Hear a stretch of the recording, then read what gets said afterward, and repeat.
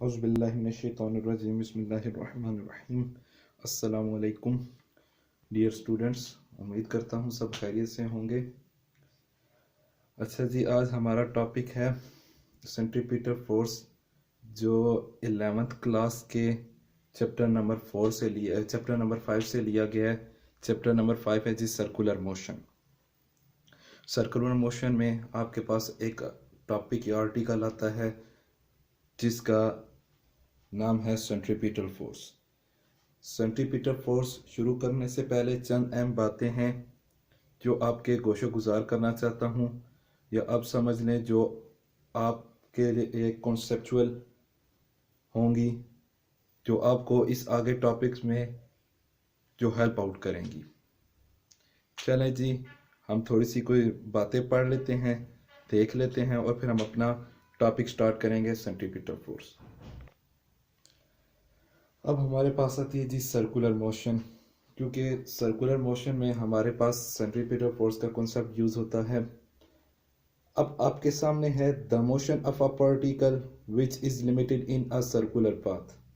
अब हमारे पास जो सर्कुलर मोशन है उनमें मैंने अभी 2 एग्जांपल्स ली हैं। मैं उनमें से किसी एक एग्जांपल को लूँगा और आपको कुछ कॉन्सेप्ट्स दूंगा। यानी आपके पास एक सैटेलाइट्स की मोशन होती है जो आपके पास सर्कुलर होती है, और दूसरी आपके पास bodies wheeling at the end of string. यानी आप दूसरी एग्जांपल क्या है, बेसिकली आपके पास एक स्ट्रिंग है, स्ट्रिंग के एंड पे एक बॉल है और आप उसको घुमा सकते हैं इन सर्कुलर। ठीक है जी, वो आपके पास सर्कुलर मोशन होगी। अब जो दूसरी एग्जांपल है उसको मैं डायग्राम बनाता हूं और फिर एक्सप्लेन करता हूं। जी, आपके सामने 2 डायग्राम्स है। फर्स्ट डायग्राम जो हमने सेकंड एग्जांपल लिखी थी सर्कुलर मोशन की, बेसिकली आपके पास एक मैन है, उसके हाथ में स्ट्रिंग या स्ट्रिंग के एंड पे कोई बॉल बंधा हुआ है, उसको क्या कर रहा है, सर्कुलर घुमा रहा है। ठीक है जी, उसको सर्कुलर घुमा रहा है। अब अगर ये अचानक से एकदम से टूट जाए, इसकी रस्सी स्ट्रिंग टूट जाए, तो वो क्या करेगा, ये जो बॉल है या पार्टिकल या ऑब्जेक्ट, ये सर्कुलर मोशन नहीं करेगा। ठीक है जी। अब इससे हमें कुछ पता लग रहा है कि आपके पास कोई ना कोई एक फोर्स है जो पार्टिकल को, बॉल को सर्कुलर मूव करने में मजबूर कर रही है। ठीक। उसके बाद आपके पास फिगर नंबर 2 आती है। यानी हमने बात की कि आपके पास पार्टिकल था, सर्कुलर घूम रहा था। अगर कोई एक ऐसा पॉइंट आए, यानी पॉइंट ए, अगर यहां पे आपकी रस्सी टूट जाती है तो वो पार्टिकल क्या करेगा, ना कि सर्कुलर मोशन करेगा बल्कि इसी तरह स्ट्रेट लाइन में चला जाएगा। ठीक है जी, उसी पॉइंट से स्ट्रेट लाइन पे किसी ए से बी की डायरेक्शन की तरफ चला जाएगा। ठीक। आपकी अगर रस्सी टूटेगी तो वो ना कि पार्टिकल सर्कुलर घूमेगा बल्कि ए से बी की तरफ चला जाएगा। चलें, अब हम बढ़ते हैं अपने टॉपिक की तरफ, यानी सेंट्रीपिटल फोर्स की तरफ। आपके सामने डेफिनेशन आती है सेंट्रीपिटल फोर्स की। The force needed to bend the normally straight path of a particle into a circular path is called the centripetal force. अगर आपको याद हो, अभी हमने फिगर देखी। अब फिगर में जब आपकी रस्सी टूट रही थी, वो पार्टिकल सीधा स्ट्रेट लाइन में उसकी मोशन होगी। जब फोर्स थी तो वो क्या कर रहा था, वो उसको बेंड यानी उसको सर्कुलर पाथ में घुमा रहा था। इसी तरह हमें डेफिनेशन में क्लियर हो गया, the force needed to bend the normally straight path of a particle into a circular path is called the centripetal force. जब वो स्ट्रिंग के साथ बंधा था तो वो सर्कुलर मोशन में था। जब उसकी रस्सी टूटी तो वो सीधा उसकी स्ट्रेट लाइन मोशन होगी। चलें, अब इसकी हम एक्सप्लेनेशन की तरफ बढ़ते हैं। एक्सप्लेनेशन करते हैं जी। आपके सामने फिगर है, फिगर को देखिएगा। अगर आपके पास एक पार्टिकल है, सपोज करें आपके पास कोई पार्टिकल बन रहा है, वो सर्कुलर मोशन में है। अगर वो ए से बी में उसकी जो स्पीड थी वो v थी, वेलोसिटी v थी, तो हमारे पास जो वेलोसिटी होगी वो आफ्टर सम टाइम कुछ अपना डिस्टेंस कवर करेगी। वेलोसिटी है तो हमारे पास कुछ ना कुछ एक्सेलरेशन होगा। सो जो एक्सेलरेशन प्रोड्यूस हुआ हम उसको लिख लेते हैं del B over del T, according to जो भी आपके पास एक्सेलरेशन की डेफिनेशन आती है। ठीक, अब आप फिगर में देख सकते हैं। उसके बाद मैंने सपोज कर लिया, अब ये सर्कुलर मोशन बेसिकली ऐसी मोशन होती है जिसमें आपके पास स्पीड सेम है, वेलोसिटी सेम है, लेकिन वेलोसिटी का मैग्नीट्यूड सेम है, लेकिन उसकी डायरेक्शन चेंज होती रहेगी। जैसे जैसे वो सर्कुलर मूव करता रहेगा किसी एक पॉइंट पे, उस वेलोसिटी की बॉल की वेलोसिटी कुछ होगी, फिर दूसरे डायरेक्शन, ठीक है, direction not magnitude, direction different होगी, मैग्नीट्यूड सेम ही रहेगा जो हमने बताया v। ठीक है जी, वेलोसिटी का मैग्नीट्यूड v। अब क्या कर लिया हमने, सपोज कर लिया कि हमारे पास, हम कहते हैं जी चलें दो कोई पॉइंट्स ले लिए, हमने कहा कि अगर जब हमारे पास पार्टिकल या बॉल हमारा ए पोजीशन पे था तो उसकी वेलोसिटी v थी। ठीक, वेक्टर डाल देता हूं कि आपको आ जाए कि हमारे पास डायरेक्शन की बात कर रहे हैं। इसी तरह हमारे पास बी पॉइंट्स पे जो बॉल था उसकी डायरेक्शन हो जाएगी, उसकी वेलोसिटी v2 हो जाएगी। ठीक है जी, वेक्टर का साइन इसलिए डाल रहा हूं कि आपको जहन में आ जाए कि मैं डायरेक्शन की बात कर रहा हूं, नॉट मैग्नीट्यूड की बात नहीं कर रहा। मैग्नीट्यूड हमारा वेलोसिटी का सेम रहेगा, लेकिन जो पार्टिकल या बॉल था उसकी डायरेक्शन चेंज होती रहेगी। ठीक, उसके बाद अगर मैं सपोज कर लूं, मैंने ये दो पॉइंट्स ले लिए, अगर मैं बात करता हूं कि ए से बी तक जाने के लिए उसने जो टाइम लिया बॉल ने, हम उसको लिख सकते हैं। सो टाइम हमारे पास हमें पता है अकॉर्डिंग टू न्यूटन्स की जो आपके पास सेकंड थी, अगर आप इनिशियल वेलोसिटी को माइनस कर दें तो आपके पास ये वाले आ जाता है। सो डेल टी यानी ए से बी तक का जो डिस्टेंस उसने जितने टाइम इंटरवल में कवर किया वो हमने लिख दिया। अगर now put this in one equation, one equation हमारे पास ये, इसमें वैल्यूज पुट करते हैं। a is equal to del B, अब नीचे था s आ जाएगा, अब डिवीजन में था हम ऊपर ले जाते हैं जी, हमारे पास फिर b आ गया, यानी ये मल्टीप्लाई हो रहा है, आपके पास ये एक्सेलरेशन आ गया।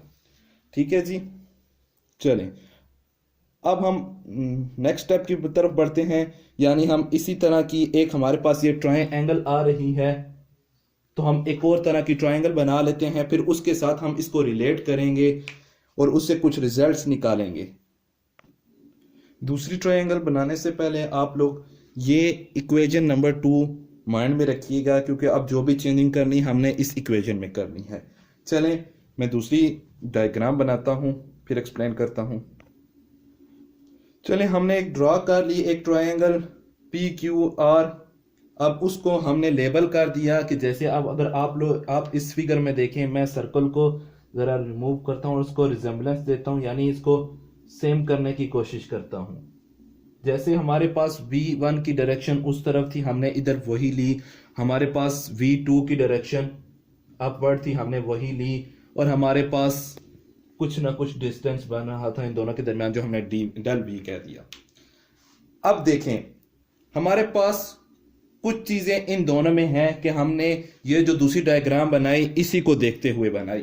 अब मैं कुछ दो चार बातें लिखूंगा जो इन दोनों डायग्राम्स को ही देख के लिखूंगा। ठीक है जी, पहली बात हमारे पास जो पी क्यू है वो क्या है, पैरेलल। ये दो लाइनें पैरेलल को रिप्रेजेंट कर रही है, पैरेलल टू V1। ठीक, देखिए पी क्यू आपके पास V1 के पैरेलल है। ठीक है जी, इसी तरह हमारे पास दूसरी है जी पी आर जो पैरेलल होगी V2 के। ये आपके पास अपवर्ड डायरेक्शन है, हमारे पास इधर भी पी आर अपवर्ड है, यानी दोनों पैरेलल हैं, सेम है हमारे पास। और दूसरी बात है कि आपके पास जो ओ ए था, ओ ए आपके पास क्या है जी, परपेंडिकुलर टू V1, यानी अगर आप OA को अगर थोड़ा सा बनाएंगे, देखिए आपके पास OA परपेंडिकुलर टू किसके आ रहा है, V1 के। इसी तरह आपके पास OB था, OB में भी क्या हो रहा है, OB भी आपके पास देखें, अगर हम इसको इस तरह आगे थोड़ा सा बनाएं तो ये परपेंडिकुलर आ रहा है हमारे पास, OB भी परपेंडिकुलर टू V2। ठीक है जी, V2 वेक्टर। अब देखें हमारे पास दोनों एंगल्स, हमने दोनों ट्रायंगल्स बनाए। अब फर्दर हम क्या कहते हैं, देयरफॉर, मैं इसको रब कर रहा हूं, ठीक है जी। अब फर्दर जो हमने कंक्लूजन निकालना है, आपने दोनों ट्रायंगल्स को देखा, हमारे पास इन दोनों ट्रायंगल्स में जो एंगल था वो भी बराबर आ रहा था, यानी angle AOB equal to angle PQR, क्योंकि हमने इसी को देखते हुए इसे रिजेम्बलेंस या इसी को देख हमने वो बनाई थी अपनी ट्रायंगल।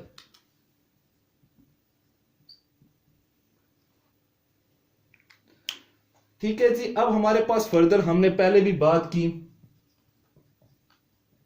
जो हमारे पास V1 equal to V2 V के इक्वल था, ये अब हमारे पास क्या मैग्नीट्यूड, हमने मैग्नीट्यूड को लिया, यानी आपके पास जो V1 की भी बात कर रहे हैं, V2 की भी बात कर रहे हैं, हमारे पास दोनों के जो मैग्नीट्यूड हैं वो इक्वल हैं, सो हमने उसको इक्वल ले लिया V के। अब हमारे पास जो दोनों ट्रायंगल बन रही थी, अगर मैं दोबारा से बना दूं, हमारे पास Q, आपके पास P था, R था, और आपके पास ये। अब हमारे पास यहां पे तकरीबन सारी चीजें सेम आ रही थी, एंगल वगैरह भी सेम आ रहा था। हमने देखा कुछ पैरेलल थी हमारे पास, कुछ परपेंडिकुलर थी, जैसे इस डायग्राम में थे वैसे उस डायग्राम में था। यानी जब हमारे पास ट्रायंगल इक्वल आ जाते हैं, दो ट्रायंगल इक्वल होते हैं, बिल्कुल सेम होता है उनके पास, तो हम कहते हैं जी आपके पास हमारी जो ट्रायंगल्स हैं वो आइसोसेलेस हैं।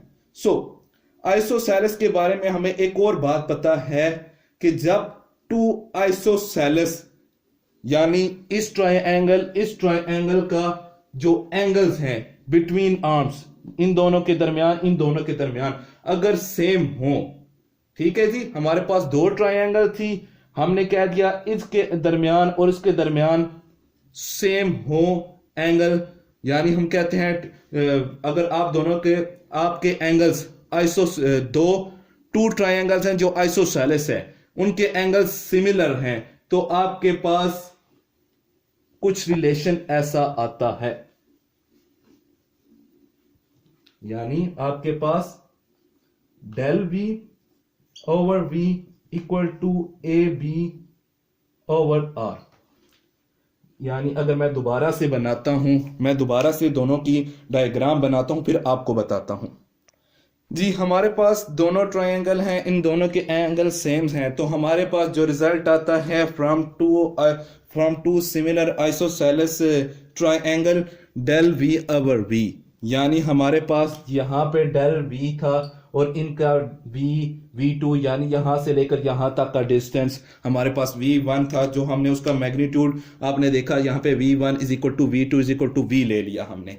ठीक है जी। अब दूसरी में देखते हैं, हमारे पास O से A तक लेके आपके पास जो डिस्टेंस बन रहा था, हमने उसको कह दिया जी R, रेडियस हमारे पास, और हमारे पास सिमिलरली जो A से B के दरमियान का वो हमने ले लिया। देखिए डेल V यहां पे था और हमारे पास वही चीज आ रही है, यहां से यहां तक का फासला A भी हमने ले लिया, दोनों बराबर आ रहे हैं, और V हमने किसी एक वेलोसिटी को ले लिया, किसी एक को ले लिया जो दोनों की बराबर थी उनके मैग्नीट्यूड। सो हमारे पास यहां से लेकर यहां तक का भी रेडियस R है, यहां से लेकर B तक का भी आपके पास जो डिस्टेंस बनता है हम उसको रेडियस कहते हैं।